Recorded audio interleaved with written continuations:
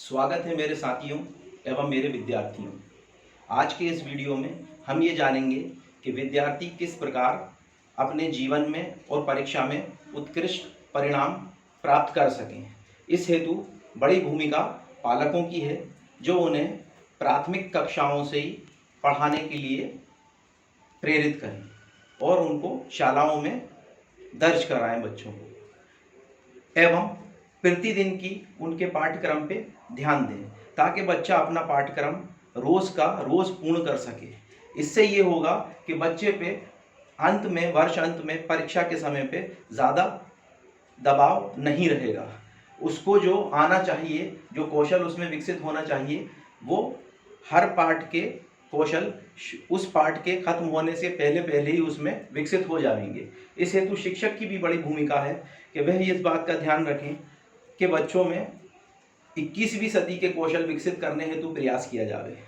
जिसके मतलब ये है कि बच्चे को ये सिखाना है कि सीखते कैसे हैं, किस प्रकार वो खुद से सीखकर जीवन में आने वाली समस्याओं को समाधान करने के कौशल विकसित कर ले।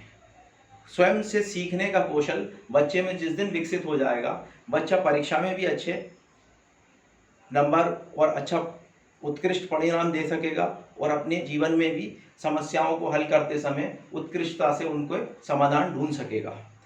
हम देखते हैं कि बच्चे शुरू में ध्यान नहीं देते हैं और पाठ योजना के अनुसार पाठ आगे बढ़ते चले जाते हैं। इससे ये होता है कि वर्ष के अंत में जाके बच्चों पे एक बड़ा दबाव आता है और जब भी परीक्षा आती है तो वे बड़े दबाव में आ जाते हैं और वे ये सोचते हैं कि अब हमें इतना सारा कैसे कर पाएंगे। यदि बच्चा शुरू से ही एक इकाई से ही अपना काम करता चले और उसके ऊपर शिक्षक ध्यान दें तो ये आसान हो सकता है और अंत में बच्चे पे अधिक दबाव नहीं रहेगा और वो सरलता से उत्कृष्ट परिणाम दे पाएगा। हम देखते हैं कि कक्षा 1 में जब बच्चा दर्ज होता है तो उसकी दक्षताएं कक्षा 1 में ही पूर्ण हो जानी चाहिए।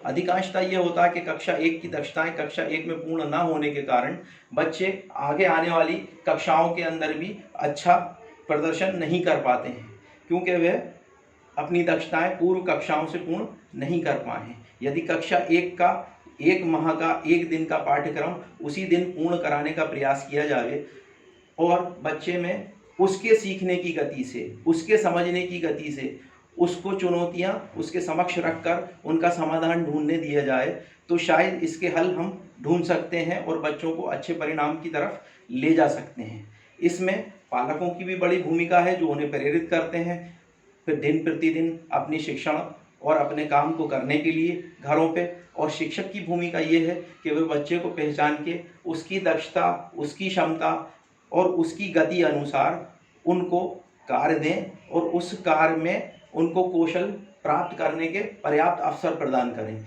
इस हेतु शिक्षकों को भी नवीन कार्यशैली और नवीन तरीकों को सीखना होगा, जिससे कि वे बच्चों को 21वीं सदी के कौशल और 21वीं सदी हेतु तैयार कर सकें।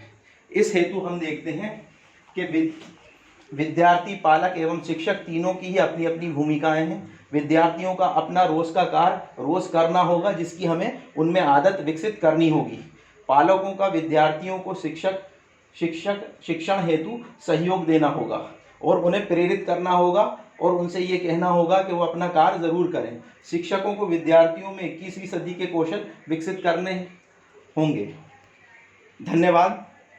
आगे कोशिश करूँगा कि और अच्छे आपको वीडियो दे सकूं।